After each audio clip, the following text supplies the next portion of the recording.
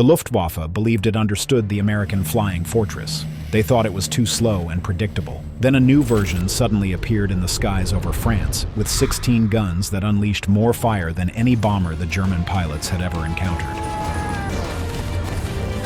The sight shocked them, but the surprise did not last long. Once the formation released its bombs and tried to accelerate toward home, the heavily armed escort bomber began to fall behind.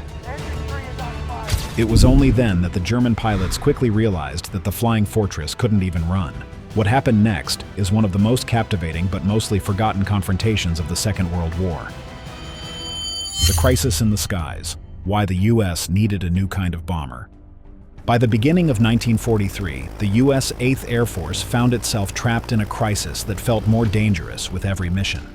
The promise of daylight bombing had been built on confidence and courage, yet the reality inside the skies over Europe had become terrifying. American bomber crews were flying deep into Germany with the belief that tight formations and defensive machine guns would keep them alive. But the Luftwaffe was proving that this belief was not enough.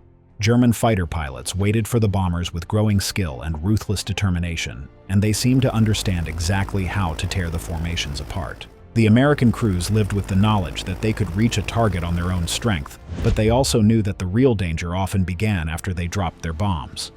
When they turned for home, they were exhausted, scattered, and unable to outrun the German fighters racing toward them. This moment filled crews with fear because there was no special help coming. There were no long-range fighters capable of escorting them all the way to Germany and then back to England. Without that protection, the formations were struck again and again until men began to wonder how many more missions they could endure. In only 3 months before May 1943, the 8th Air Force lost 173 B-17 bombers to flak and fighters. Each loss meant that more men were gone in an instant, and the surviving crews returned with the heartbreaking understanding that half of all bomber crews would never live long enough to complete the required 25 missions. Families in the United States waited for news with growing dread. Luftwaffe pilots studied every weakness in the B-17 defenses, and they discovered that the most vulnerable angle was from directly in front. This position was called the 12 o'clock high angle. The nose guns on the B-17 could not turn fast enough or far enough to stop a head-on attack. German fighters, such as the FW-190 and the Me-109, used this knowledge to strike with terrible precision. They came in fast and fired concentrated bursts that smashed through the bomber formations. American gunners did everything they could to fight back, but many crews felt shock and disbelief as they watched German fighters slice through the line of bombers before anyone even could react. American Air Force planners knew that the situation was becoming unbearable. They needed something immediate. They could not wait for a long-range escort fighter that did not yet exist in a combat-ready form. This fear pushed them toward an idea that seemed unusual yet necessary. If the bombers had to fly without escorts, then perhaps a bomber packed with extra guns could fly beside them and act as a moving shield. Planners hoped that this gunship could protect the formation during the long and exposed flight home. This idea felt bold and risky, but it also felt like the only chance to save lives. And so, the YB-40 was born. Building the flying destroyer, turning a B-17 into a gunship. The YB-40 began its existence as a normal B-17F, yet the engineers at Douglas Aircraft in Tulsa turned it into something that no one in the world had ever seen before. They removed every piece of equipment that did not shoot and kept only what could contribute to defense. They then added new weapons in places that had never held guns before. The goal was to create a bomber that could protect other bombers and survive a close fight with the most dangerous fighters in the Luftwaffe. The Bombardier Station, which normally housed the bomb site and controls for releasing bombs, was taken out and replaced with a new chin turret that held 2.5 caliber machine guns. This turret allowed the crew to fire straight ahead with far more strength than before, which was important because German pilots often attacked from the front. A second power turret was placed behind the radio room so that the top of the aircraft had stronger protection. The engineers upgraded the waist guns to twin mounts, so each side of the aircraft could send out a heavier stream of bullets. Cheek guns were added along the fuselage to cover more angles. Ammunition storage was increased until the bomber carried more than 11,000 rounds. Armor plating was added to shield the crew from incoming fire. Each improvement came from painful experience and from the desire to stop the losses that had shaken everyone who served in the 8th Air Force. The final result was a bomber armed with 16.5 caliber machine guns. It had more sustained firepower than any aircraft the United States had ever put into the sky. On paper, the YB-40 appeared to be the answer everyone had been searching for. Every direction from which a German fighter could approach was covered. Each gun position overlapped with the next, which meant that attacking pilots might face several streams of bullets at the same time. The YB-40 looked like a machine that could tear apart an incoming fighter before it even reached a safe firing position. Crews who saw its massive turrets and long ammunition belts gave it a name that showed both respect and hope. They called it the Flying Destroyer. Yet the excitement hit a serious problem that no one could ignore for long. All the added guns, armor, and ammunition weighed almost 4,000 pounds. This weight pushed the aircraft far beyond what a normal B-17 carried, even when loaded with a full set of bombs. The situation grew worse after takeoff because a regular B-17 became lighter once it dropped its bombs, but the YB-40 had nothing to drop, so it stayed heavy for the entire mission. This created a shift in the center of gravity. Pilots felt the difference immediately. The control yoke felt heavier and did not respond as quickly. The climb rate slowed so much that crews began to worry about keeping formation. The engines had to work harder and run at hotter temperatures. The extra armor and the new gun positions created drag that made every maneuver slower and more difficult. Despite these concerns, the YB-40 looked impressive when it sat on the flight line with its turrets shining in the sunlight. The men who climbed aboard the aircraft for its first combat test believed that if any machine could meet the enemy head-on, it would be this one. It will fly the greatest number of sorties and deliver a greater tonnage of bombs than any other aircraft. But the true test would come not on the ground, but in the skies over France. And as the YB-40 lifted off with Captain James Hartwell at the controls, the next question emerged. How would this gun-heavy bomber perform when German fighters finally pounced? The first combat trial, Triumph and Trouble over Saint-Nazaire. On May 29, 1943, Captain James Hartwell climbed into the cockpit of YB-40 aircraft number 425738. His crew had given the aircraft a nickname that showed both affection and confidence. They called it Hedgehog. This day would mark the first true combat mission for the Flying Destroyer. The target chosen for the operation was the submarine pens at Saint-Nazaire. These pens were reinforced structures on the French coast that protected German submarines while they were resupplied or repaired. Saint-Nazaire was known for its powerful defenses, and bomber crews dreaded missions to this area because they knew that both flak and fighters waited for them. Hartwell and the 6 other YB-40 crews were assigned to fly in the most vulnerable positions of the entire bomber stream. These positions were at the rear of the formation, where stragglers were often isolated and attacked until they fell from the sky. At the start of the mission, the outbound flight seemed calm, although the YB-40s immediately struggled to reach and maintain altitude with the main group of B-17s. The extra weight slowed their climb in a way that the pilots could feel in their hands and feet. The crews grew tense because they knew that any delay created danger. Once the formation finally reached height, German fighters began appearing in the distance, ready to strike. They had often relied on swift strikes into the rear of bomber formations and expected to tear through the stragglers without much difficulty. But this time, they met something entirely different. They ran into a wall of coordinated gunfire that shocked them. The chin turret on Hedgehog fired first and opened up on a fighter that attempted a head-on pass. The waist gunners tracked another fighter that tried to slip in along the side and forced it to break away.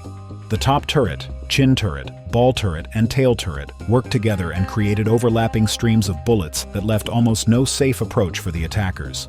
For 6 long minutes, the YB-40 system worked exactly as its designers had hoped it would. The sheer volume of defensive fire stunned the Luftwaffe pilots. One German FW-190 caught fire and fell toward the ground. 3 other fighters broke off their attacks before they even reached an effective firing position. The crews inside the YB-40s felt a rush of relief mixed with cautious hope. For a brief moment, it seemed possible that the entire experiment might succeed. But everything changed the instant the regular B-17s released their bombs. Once the bombs dropped, those aircraft became lighter and accelerated with ease. They increased their speed and climbed away without difficulty. The YB-40s could not match this change because they still carried all of their guns, ammunition, and armor.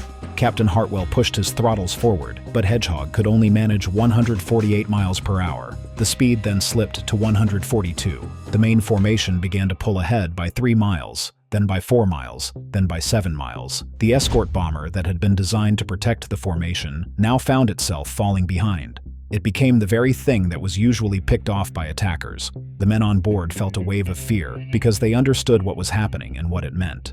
The German pilots noticed the separation immediately. They circled above and waited for the heavy gunship to drift even farther behind. They knew that once it was alone, they could choose the moment to strike. Inside Hedgehog, Hartwell's crew prepared for what was coming. They checked their guns and steadied themselves. The next stage of the test was about to begin. The YB-40 would no longer be judged as an escort. It would be judged as a prey, and as the Luftwaffe fighters closed in and prepared to deliver the finishing blow, a terrifying question formed in the minds of everyone on board. Could raw firepower alone save a bomber that had lost the ability to outrun its enemy? The harsh reality, when the flying fortress became the target. Once Hedgehog fell completely behind the main formation, the Luftwaffe pilots no longer showed caution. They began their attacks with full confidence. German fighters approached from several directions at once in an effort to overwhelm the YB-40 before the crew could organize a response. The gunship's heavy firepower saved it again and again. The Chin turret fired first and broke apart a frontal attacker before it could release its own burst. The waist gunners forced another fighter to peel away. Each defense bought a moment of safety, yet each attack pushed the gunship closer to the limits of what it could endure. Then, all of a sudden, Hedgehog became simply too heavy to react effectively.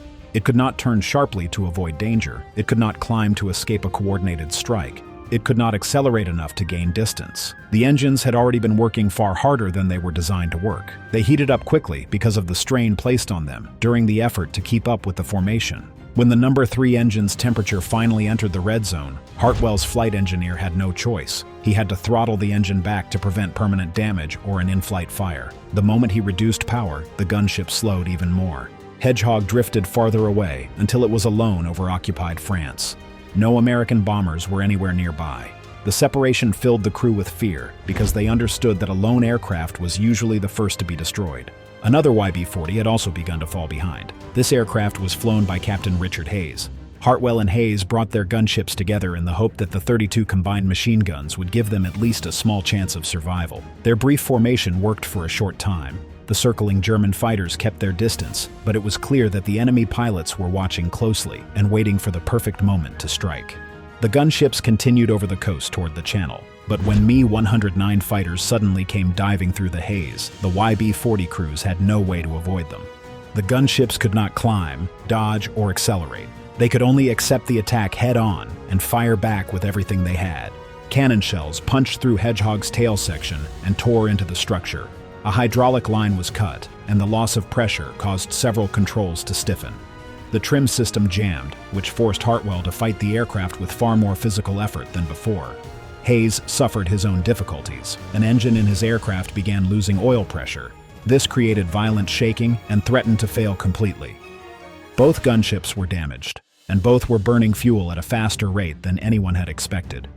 The crews felt the pressure rise with every passing minute because they knew that more attacks were possible and that their aircraft were becoming weaker. At last, 4 P-47 Thunderbolts appeared in the distance. They arrived at the critical moment and drove the German fighters away.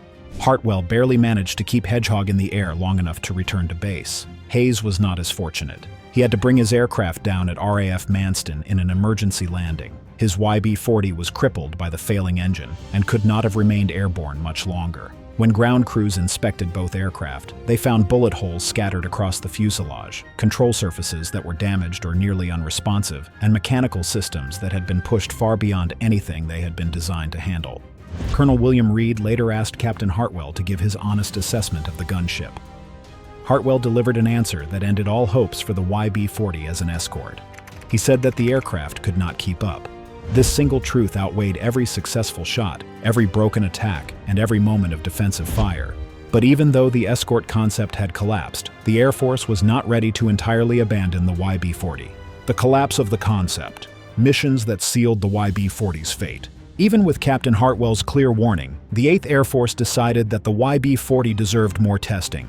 Some officers believed that the difficulties of the first mission might have been caused by chance. Others suggested that different positioning within the formation might reduce the strain on the gunship. A few believed that minor adjustments to weight distribution or equipment might fix the speed problem and allow the aircraft to perform its intended mission.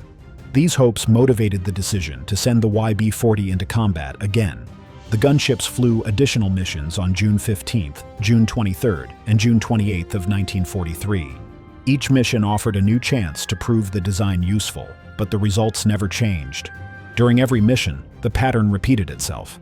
The regular B-17s released their bombs and immediately became lighter. They increased their speed and climbed away as expected. The YB-40s did not share this advantage. As soon as the main formation gained height and speed, the gunships began falling behind. Engineers tried to solve the problem with determination. They experimented with different ammunition loads to reduce weight. They adjusted gun placements to improve balance. They modified the internal arrangement of equipment in an attempt to correct the aircraft's center of gravity. But none of these adjustments made a meaningful difference. The statistics gathered from these missions were clear and impossible to dispute. 48 combat sorties were flown. 5 confirmed kills were achieved. 1 YB-40 was lost. In every single mission, each gunship fell behind the formation after the moment when the regular bombers released their bombs. The average distance that opened between the YB-40s and the main formation was 7 miles. This distance placed the gunship in great danger because it meant that the crews were left alone over enemy territory for an average of 38 minutes. That amount of time offered German fighter pilots an ideal opportunity to attack a vulnerable target. The very aircraft that had been created to shield the formation had become an aircraft that needed protection itself. By late July 1943, the Air Force accepted that the experiment could not meet its intended goal. 12 aircraft and 3 months of testing had produced a concept that did not work in real combat conditions. The program had cost more than $5 million, yet it could not solve the escort problem. In August of 1943, the YB-40 was officially canceled. The surviving aircraft were sent back to the United States. Most were converted into training machines, so new crews could learn to operate the B-17 safely. A few airframes were eventually scrapped. None survived to the end of the war. However, buried inside the wreckage of the escort idea were innovations that would go on to save thousands of lives. And the most important of these innovations was sitting right in the nose of every YB-40 that had struggled home. The unexpected victory, how the Chin turret saved thousands of crews. The greatest achievement of the YB-40 program was not the heavily armed gunship itself. The real success came from a single component known as the Chin turret. Engineers at Wright Field carefully studied every combat report from the YB-40 missions, and it became immediately clear that the Chin turret was exceptionally effective. Whenever a YB-40 faced a head-on attack, the frontal guns stopped enemy fighters from closing in. Before the Chin turret was developed, German pilots had relied on frontal attacks to devastating effect. The B-17's standard nose guns were too slow to track the fast, diving enemy fighters. The result had been catastrophic losses. The Chin turret solved this problem almost immediately. The design was simple but highly effective. It featured 2.5 caliber machine guns that could cover the entire forward arc. The guns were controlled remotely by the bombardier and had a completely clear field of fire with no blind spots. The design was so successful that it was quickly adopted for production. Starting in September 1943, Douglas and Boeing began installing Chin turrets on late production B-17Fs. Soon after, every B-17G, the final and definitive model of the Flying Fortress, came equipped with a Chin turret. The effect in combat was dramatic. Frontal attack losses fell sharply. Entire bomber groups reported that German pilots almost completely stopped making head-on passes. In November 1943, the 91st Bomb Group documented 12 frontal attacks. 10 of those attacks broke off before the enemy fighters could even reach firing range. The remaining 2 were met with concentrated Chin turret fire and were driven off with heavy damage. Across the entire 8th Air Force, losses to frontal attacks dropped by more than 70%. The Chin turret became one of the single most important defensive improvements of the entire air war. The success of the YB-40 did not end with the Chin turret. Other innovations from the program were also adopted. The staggered waist gun positions prevented gunners from accidentally colliding with each other in tight spaces. The Cheyenne tail turret addressed visibility and tracking problems in the rear of the aircraft. These changes were not as dramatic as the Chin turret, but they made a significant difference in the overall defensive capability of the B-17G. Combined, these modifications made every new Flying Fortress stronger, safer, and more capable of surviving combat. By the time production of the B-17G ended, more than 8,600 aircraft had been built.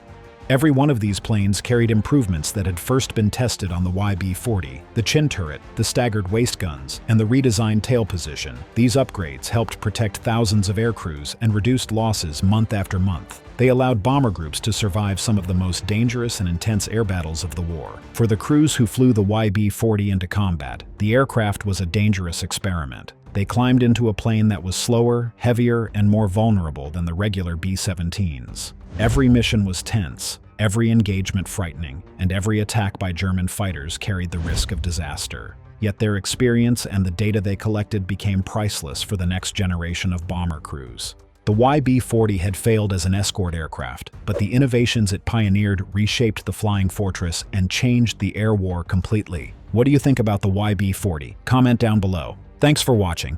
See you in the next one.